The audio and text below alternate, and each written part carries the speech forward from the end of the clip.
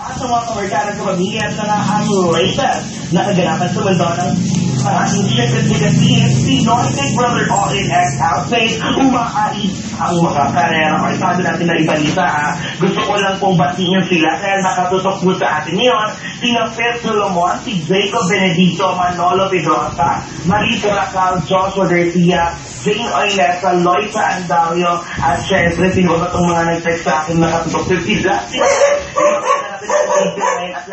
Maraming salamat dahil na po sila dahil inaabangan nila ang balitang ite. At sige nga, mukhang baki ang pasok ng taong 2015 sa mga ex-Pinoy Big Brother All-In housemate dahil na rin sa kaliwat kanan nilang mga projects dito sa Kapamilya Network.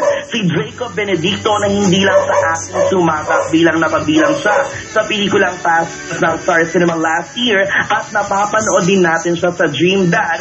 Ngayon naman, nalapit na ang pag-release nito ng kanyang debut album at ang solo album ni Jacob ay i-release na sa February at ang single niya ay ang Pagkat Ikaw _music. Samantala, nagsimula naman na gumiling ang camera sa upcoming ABS-CBN series na Nasaan Ka Nang Kailangan Kita na pinagbibidahan ni Denise Laurel at ni Vina Morales. Kasama din dyan sina Jerome Ponce, si Jane Oinesa and her fellow Big Brother housemates Loisa Andalio and Joshua Garcia. Sa Instagram nga ni Jane, ni Loisa at ni Joshua mula pa January 1, sunod-sunod ang kanilang mga posts habang sila nga ay nasa taping. Abangan ito dahil magsisimula na sa January 19 at ito, sabi ni Joshua at ni Jane, sila daw ay makakasama natin sa Sunday sa ASAP. Maging si Manolo Pedrosa naman, nakasama rin sa Oh My G serye ni Janela at ni Marlon Morel ay hindi rin papaawat dahil bukod sa serye,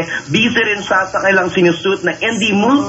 Kasama naman niya si Marisa Racal na ang Stars versus Me directed by Direk Joventan. Si 4th at 5th naman ay Suki na nga sa guesting sa Banana Split every Saturday dito sa ABS-CBN at kabilang rin sila sa seryeng Nathaniel na pinagbibidahan naman ni Gerald Anderson, Shaina Magdayaw at marami pang iba. At syempre hindi lang yan malapit na ring mapanood ang pelikula syempre sa Star Cinema pa rin ang Halik sa Hangin with JC De Vera, Julia Montes at Gerald Anderson kung saan kabilang din ang kambal na sina 4th at 5th. O diba, grabe lahat sila sunod-sunod maging sila Jamie at ang iba pang mga housemate may mga kanya-kanya rin mga endorsement. Arriba kung arriba.